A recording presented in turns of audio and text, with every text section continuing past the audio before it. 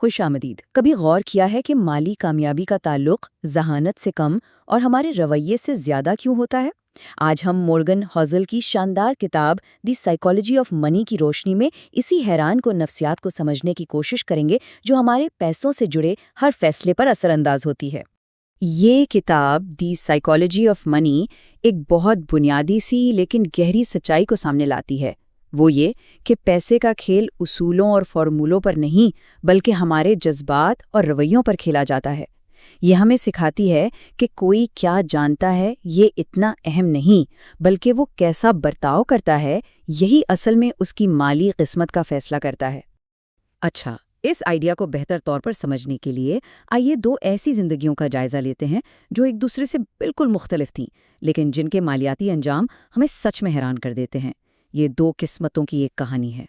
تو ایک طرف ہے رونلڈ ریڈ، جنہوں نے اپنی پوری زندگی ایک چوکیدار اور گیس اسٹیشن اٹینڈنٹ کے طور پر کام کیا، اور دوسری طرف ہے رچرڈ فسکون، ہارورڈ سے پڑھے ہوئے ایک بہت بڑے مالیاتی ایگزیکٹو۔ اب ظاہر ہے کاغذ پر تو صاف لگتا ہے کہ زیادہ امیر کون ہوگا، ہے نا؟ لیکن اصل کہانی یہاں سے شروع ہوتی ہے۔ اپنے موت کے وقت رونلڈ ریڈ، وہی چوکیدار، اپنے پیچھے $8 ملین کی دولت چھوڑ کر گئے۔ جی ہاں، بالکل ٹھیک سنا، $8 ملین۔ اور رچرڈ فسکون، وہ اعلیٰ تعلیم یافتہ ہائی پروفائل ایگزیکٹو، انہوں نے دیوالیہ پن کا اعلان کر دیا۔ مطلب وہ شخص جس کے پاس مالیات کی دنیا میں کامیابی کے لیے سارا علم اور ساری تربیت تھی، وہ سب کچھ کما بیٹھا۔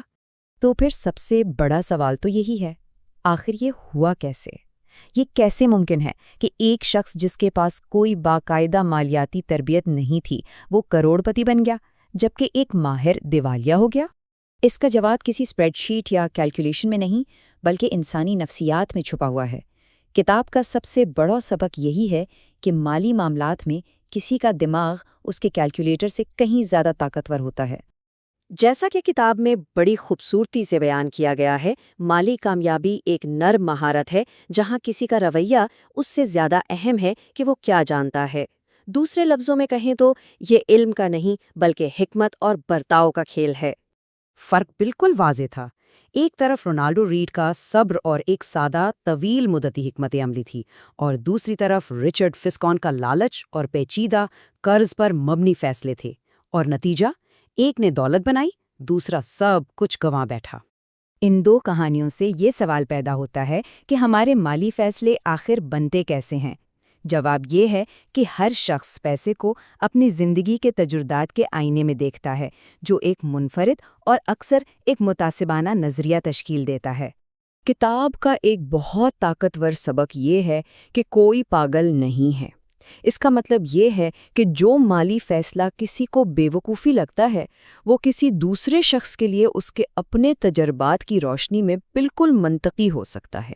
ذرا اس بات پر غور کریں، پیسے کے ساتھ ہمارا ذاتی تجربہ دنیا میں ہونے والے تمام مالی واقعات کا شاید 0.0000001% بھی نہیں، لیکن یہی چھوٹا سا تجربہ ہماری 80% سوچ کی بنیاد بنتا ہے کہ دنیا کیسے کام کرتی ہے۔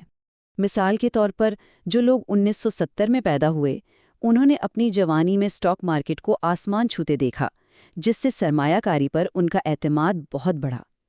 اس کے برعکس 1950 میں پیدا ہونے والوں نے ایک مستحکم یا سست بازار دیکھا، جس نے انہیں زیادہ محتاط بنا دیا۔ دونوں اپنی اپنی جگہ ٹھیک تھے۔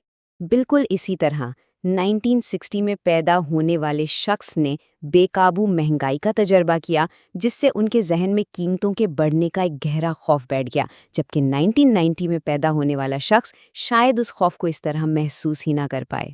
تو اگر ہمارے فیصلے ہمارے تجربات سے بنتے ہیں تو ان تجربات پر کیا اثر انداز ہوتا ہے؟ یہاں ہمیں ان دو طاقتور اور اکثر نظر نہ آنے والی قوتوں کو پہچاننا ہوگا جو نتائج کو تشکیل دیتی ہیں: قسمت اور خطرہ، یعنی لک اور رسک۔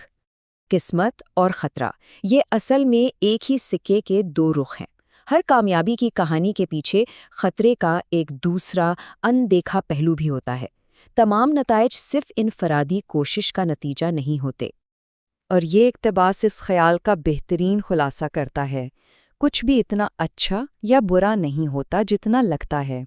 اس کا مطلب ہے کہ ہمیں کامیابی اور ناکامی دونوں پر بہت جلد کوئی فیصلہ نہیں کرنا چاہیے، کیونکہ قسمت اور خطرہ دونوں کا ہی ایک بڑا کردار ہوتا ہے۔ تو ان تمام باتوں کو مد نظر رکھتے ہوئے ہمارے رویے، ہمارے تجربات اور قسمت کا کردار، پیسے کا اصل سبق کیا ہے؟ رونلڈ ریڈ کی کہانی ہمیں دولت بنانے کے حقیقی رازوں کے بارے میں آخر سکھاتی کیا ہے؟ یہ وہ رویے ہیں جو حقیقی دولت بناتے ہیں۔ انکساری یعنی یہ ماننا کہ قسمت اور خطرے کا بھی کردار ہے، صبر تاکہ وقت اور کمپاؤنڈنگ اپنا کام کر سکیں، طویل مدتی سوچ جو وقتی لالچ سے بچاتی ہے، اور کفایت شعاری یعنی اپنی آمدنی سے کم خرچ کرنا۔ یہی وہ سادہ اصول تھے جن پر رونلڈ ریڈ نے اپنی پوری زندگی عمل کیا۔ تو اس سے ثابت یہ ہوتا ہے کہ دولت بنانا کسی اسپریڈ شیٹ کو بہتر بنانے کا نام نہیں ہے۔ یہ ایک انسانی کہانی کو منظم کرنے کے بارے میں ہے۔ یہ ذاتی مالیات کے بارے میں سوچنے کا ایک نیا، زیادہ حقیقت پسندانہ اور بااختیار ذہنی ماڈل ہے۔ تو آخر میں یہ سوال رہ جاتا ہے، پیسے کے بارے میں جو کچھ ہم نے اپنی زندگی سے سیکھا ہے، کیا ان اسباق پر دوبارہ غور کرنے کی ضرورت ہے؟ کیا وہ واقعی سچ ہیں یا صرف ہمارے اپنے تجربات کی ایک کہانی ہے؟